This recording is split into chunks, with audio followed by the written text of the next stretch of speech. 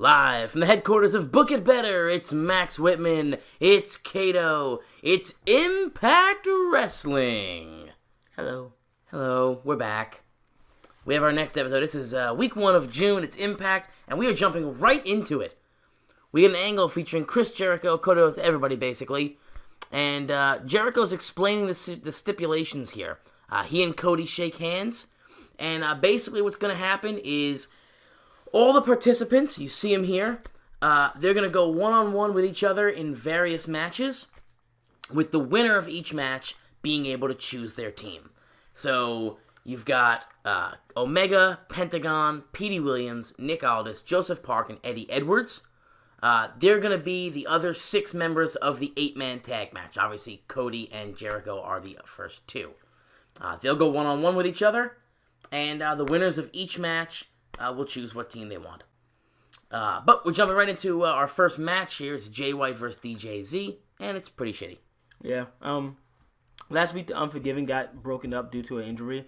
So, Jay White is trying his hand in the singles action, and he picks up a win. Yeah, not a good match. Not as good as I thought it was going to be. But yeah, Jay White was actually terrible. He scores just a 29. He did a lot better as a tag team wrestler. Yeah, he did do a lot better as a tag team wrestler. Basically, as you see, the Lethal Arrive storyline is starting with this segment.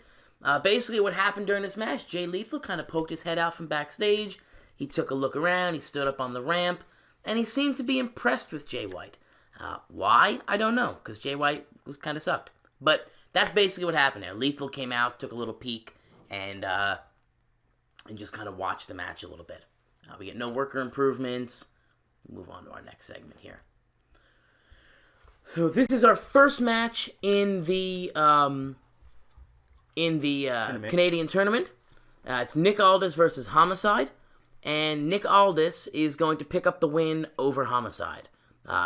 Beats him in 7.5 minutes with a Tormentum? I'm not sure what move that is. But it's a pretty good match though. Yeah, pretty evenly matched. Yep. So. Yeah, pretty even here, 44 and 45. I definitely think that this is a good start to this big 4-man tag match because you got 2 guys that are easily balancing each other out here. So I can't wait to see the rest of the matches for tonight and how they go. Yeah, it gets a decent score. Mid-40s, basically what's expected. Not a bad way to start it up. So one of these guys will be able to compete for the Canadian title. This will be, right, so this is basically what's going to happen. Nick Aldis is going to be able to choose his team now.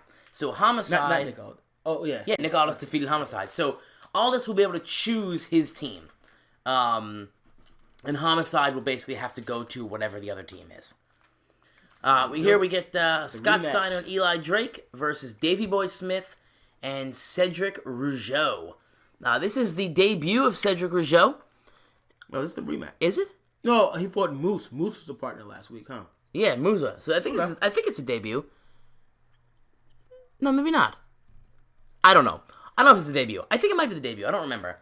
Long story short, being 100% honest, we're actually recording this audio quite a while after. So I'm trying to watch the video.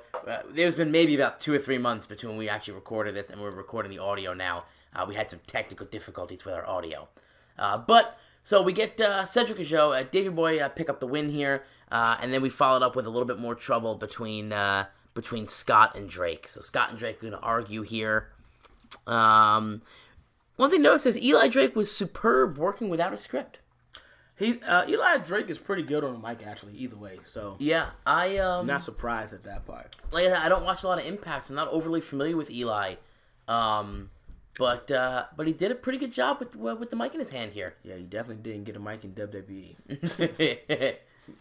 I mean, we all know how Scott Steiner is with a mic, so he's a lot of math. But it does well. It gets mid-60s here. So moving on, we got Matt Sydal versus Petey Williams. Matt Sydal is going to defeat Petey Williams in just under 10 minutes by pinfall with a Here It Is driver to defend his Impact X Division title. That match got in the mid-60s. So now Matt Sydal get to pick his team, who he wants to be a part of to try to go after that Canadian title. Petey Williams will have to be a participant in the other team. The advantage of winning this is that the last guy that's wrestling in these one-on-one matches, they get to see who's the stronger team and just pretty much get to go with that team. Yeah. So it is. It's important to win those matches, and as the teams are built, you get to actually see who's going to end up bigger, who's going to end up stronger, which team you really want to be on. But it's a toss-up because do you want to be on the stronger 4-man team, which would give you a little bit more of a difficult path to the title because then you got the 4 best guys in that tournament in the 4-man match, or do you want to be on a weaker team? Anyway, right now our tag team match here. It's Pentagon and Fuego Rudo. Phoenix obviously was injured, so Pentagon found another Mexican guy to team with, and they take on the debuting Motor City Machine Guns. And the Motor City Machine Guns are going to defeat Pentagon and Fuego Rudo in just about 16 minutes. Yeah, just about. It gets a pretty good rating here. I'm not surprised. The Motor City Machine Guns, they're great in-ring workers. So is Pentagon. His new partner, it's not as good. Well, it's not too much far off from his brother, actually. No, they're both Mexican. Well, according to the in-ring work. No, honestly, they actually look very similar, too. It's almost the exact same picture. Which is kind of weird, but... But yeah, honestly, we kind of committed to Pentagon in a tag team. Yeah. His brother got hurt, and so we just found another luchador to pair him with. Look on the bright side. When that guy gets better, these matches could easily be 70s, 80s style matches. Yes. Rudo is young. I think he's 24, 25, so he's a young kid. And it shows. His in-ring performance at 29 here, but working with Pentagon, working with Pentagon Jr. is going to be huge for him. It's going to be huge. Huge for him. And obviously work with the Motor City Machine Guns. That's good for everybody. Eddie Edwards and Kenny Omega. This is another one of our tournament matches. And not much heat, but a good match. Omega's going to defeat Eddie Edwards. Uses the ropes for leverage, so it's not a clean win. Gets us a mid-60 here. Eddie Edwards had a 61, and Omega a 57. So, both guys putting on a pretty good performance. But it'll be Kenny picking his team. So, as you were saying earlier, what team would you pick? The stronger team and having to face them in the 4-way, or the weaker team and hoping that you get to the 4-way? Exactly. I think you have to pick the stronger team for the fact that if you don't beat those other 4 guys, you get nothing. You got to get there first. Yeah. That's it. You got to get to the 4-man, to the ladder match before you get a chance to win it. But if you're confident that you can carry a team, it's going to be tough. Then maybe you try and side with a weaker team. Yep. It's a lot of competition in this 4-man. I don't think there's any weak links in this. No, there's not. Well, that's there's obviously everybody that's in the time. You're talking about, the guy, some of the best guys in the company. Yeah. Minus your world title kind of guys, but even a guy like Kenny Omega, Cody, Jericho. These are all. These are world champions. Right. But yeah. So we'll move on to our next segment here, and it is Austin Aries versus Joseph Park in our main event. Is it Austin Aries? Yeah, it is. It's Aries defending his title. So Park's going to get a world title here. Another 70 rated match for Aries. Park underperformed a little bit with a 55. Wow. I think this is the first time I've ever seen him under 60. Yeah. But Aries carries that match. Aries carries it and defeats Joseph Park. So I actually think a couple of these matches, I wonder if the Aldis match, that may not have been a qualifier. Maybe not. It may not have been a qualifier. I don't know. Again, we're recording this after, so it's trying to kind of keep up with what we did, trying to kind of jog our memory here. This one and the next episode are recorded afterwards, so we're just kind of reading what's going on here. We're reading it kind of the same as you are right now, and trying to kind of piece it together.